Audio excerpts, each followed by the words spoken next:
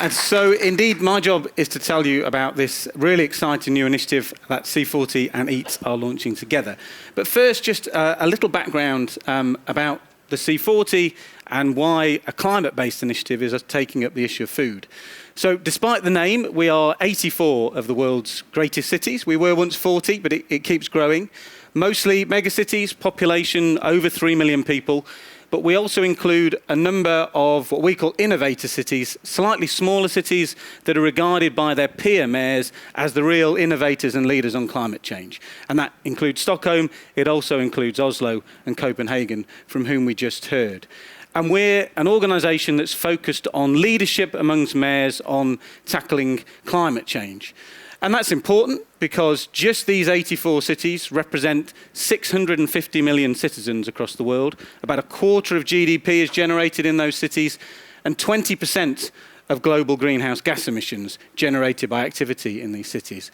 But perhaps even more importantly, looking forward, our research indicates that a third of the remaining global safe carbon budget, the total amount of carbon that scientists estimate we can risk putting in the atmosphere for the whole of the next century, a third of that budget could be used up, could be locked in, if the wrong decisions are made about urban policy development in just the next 4 years up to 2020.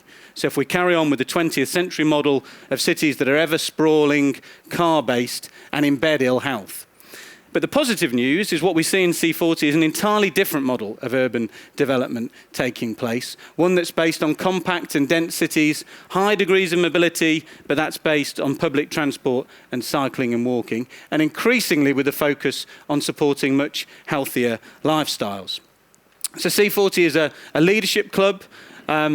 It's no membership fee to be part of this network, but every mayor has to sign up to participation standards to provide us with data that allows us to measure their progress and to benchmark it against their peers. So there's a competitive spur to be more ambitious. And indeed, our operating principle is that the best inspiration for one city leader to be bolder is another mayor who's already solved the problem.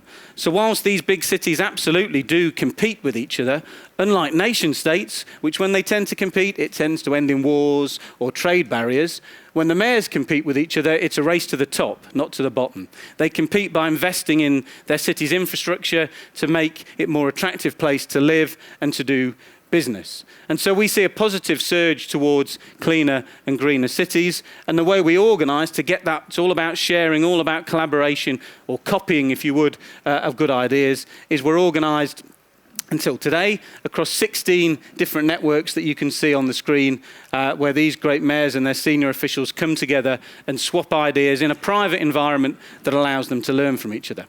But it's my real pleasure to announce today that we're adding a 17th network to the C40 group, which will be an urban food systems network, jointly with EAT, and indeed with hopefully the support of the Swedish postcode lottery.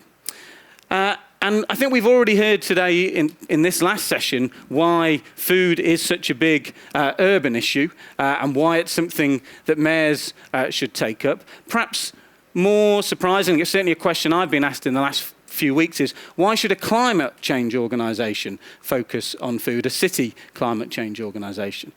And I think we've heard some of the answers to that. Firstly, that whilst it might be a quarter or even as much of a third of greenhouse gas emissions that come from food production and consumption, whilst that food is mostly produced in rural areas, it's eaten in the cities of the world. And we think there are at least 4 major areas that we can focus on in this network, which has already got 25 of our members signed up enthusiastically to participate. The first is through procurement. Mayors typically have quite significant purchasing power, including over food, if you think across schools, hospitals, homes for the elderly, and indeed the city employees themselves. We heard actually from a couple of the mayors from Oslo and Copenhagen in the last session how they're using that procurement power to now encourage the markets for locally produced, organic, and therefore low carbon produce, which will also embed better health. Secondly, on food production, there's growing opportunities for urban agriculture, which can be important both in improving the resilience of the city, the capacity to supply part of the food needs of the city from within its own boundaries, but also in creating new markets and new jobs. And I've just come back from Beijing yesterday, where they've got an extraordinary new plan for a major urban agriculture across the city, which will increase from a level of already 15% of the vegetables eaten in that sprawling, very concrete, polluted city being grown within the city itself. The city of Paris is doing something very similar. Thirdly, food distribution. The planning powers that mayors have can enable support locally grown produce to get to market, creating the areas for wholesalers to bring produce into the city.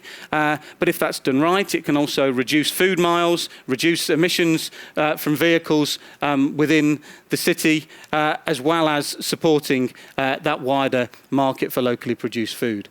And finally, perhaps the most obvious one, we do all think that the mayors are responsible for collecting the rubbish off the street and collecting the waste. But this is a big issue to do with food. Naoko Ishii mentioned it in her contribution. In some of our cities in the global south, 70% of their municipal waste is organic, is essentially food or related to food. And when that food is chucked into a landfill and turns to methane, it creates a very powerful greenhouse gas. So focusing on the management of waste food, and indeed cutting out the extraordinary proportion of food that is wasted. A third of food that is produced is not eaten but thrown away across the globe, is a big issue that our mayors can engage with.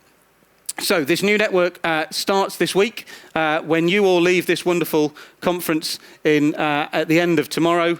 16 of our cities, all of whom are here today, will be staying on here to start the network, to put together an action plan for how they can work together.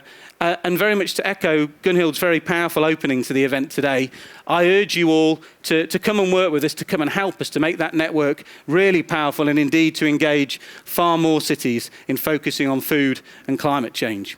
So it's been a real pleasure to be here today. I'm delighted to have the chance to be on this stage, and actually even more so to be exiting it before the big red light goes on with 39 seconds to spare. Thank you very much.